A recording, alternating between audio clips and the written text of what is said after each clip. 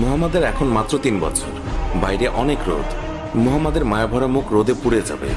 জঙ্গল দিয়ে হাঁটার সময় হিংস্র প্রাণীরা আক্রমণ করতে পারে। ওকে নিয়ে ছাগল চড়াতে যেও না। হালিমার মেয়ে বললেন, আমি যখন মুহাম্মাদকে নিয়ে বের হই, আকাশের রোদ তখন মেঘে পরিণত হয়, আমাদের ছায়া দেয়। জঙ্গলের হিংস্র পশুরা মুহাম্মাদের গালে চুমু খায়। শুধু এতটুকুই নয়, যখন আমি মুহাম্মাদকে নিয়ে বের হই তখন আমার কাজগুলো সহজ হয়ে যায়। যখন হালিমার মেয়ে অনেক জোর করতে লাগলো, তখন হালিমা মুহাম্মাদকে তার সঙ্গে ছাগল চড়াতে যেতে অনুমতি দিলেন।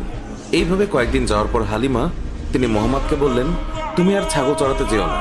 আমি তোমাকে অনেক মহব্বত করি। তুমি আমার কাছ থেকে দূরে গেলে আমি খুবই চিন্তায় থাকি। এরপর একদিন হালিমার মেয়ে কাঁদতে কাঁদতে বাসায় ফিরলেন। হালিমা কান্নার কারণ জানতে চাইলে মেয়ে বলে, তাদের একটি ছাগল শিয়াল ধরে নিয়ে গেছে। এই কথা শুনে হালিমাও কান্না করে দেয়। শিশু মুহাম্মদ তখন মায়ের চোখে পানি দেখে সে বলে, আমি এক্ষুনি তোমার ছাগল শিয়ালের কাছ থেকে এনে দেব। মা হালিমা তাকে যেতে না বলে, কিন্তু মুহাম্মদ রাসূলুল্লাহ সাল্লাল্লাহু আলাইহি ওয়াসাল্লাম তার কোমল মনে মায়ের কান্না সহ্য হচ্ছিল না।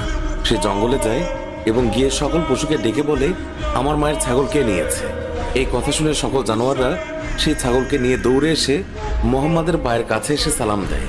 তখন মুহাম্মদ বললেন, তোমরা কি জানতে না এই ছাগল আমার মায়ের ছিল? তোমরা কেন আমার মায়ের ছাগলকে আটকে রেখেছ?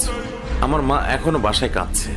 উত্তরে সব জানোয়াররা বলল, হে নবী মুহাম্মদ, আপনি কয়েকদিন ছাগল চড়াতে এসেছিলেন, তখন আমরা আপনাকে লুকিয়ে লুকিয়ে দেখতাম, কিন্তু এখন আপনি আর আসেন না, তাই আমরা আপনাকে দেখার জন্য ছাগলটাকে আটকে রেখেছিলাম।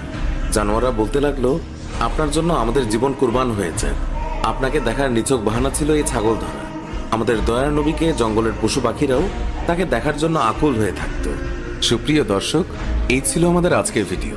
ভিডিওটি ভালো লাগলে লাইক দিন, শেয়ার করুন, আমাদের অন্য ভিডিওগুলোও দেখুন। ভালো লাগলে এক্ষুনি সাবস্ক্রাইব করে পাশে থাকা বেল আইকনটিও প্রেস করুন। এতে করে আমাদের সব ভিডিও নোটিফিকেশন আপনার কাছে পৌঁছাবে। এখনকার মতো বিদায় নিচ্ছি, দেখা হবে নতুন কোনো ভিডিওতে। ভালো থাকবেন। ধন্যবাদ সবাইকে।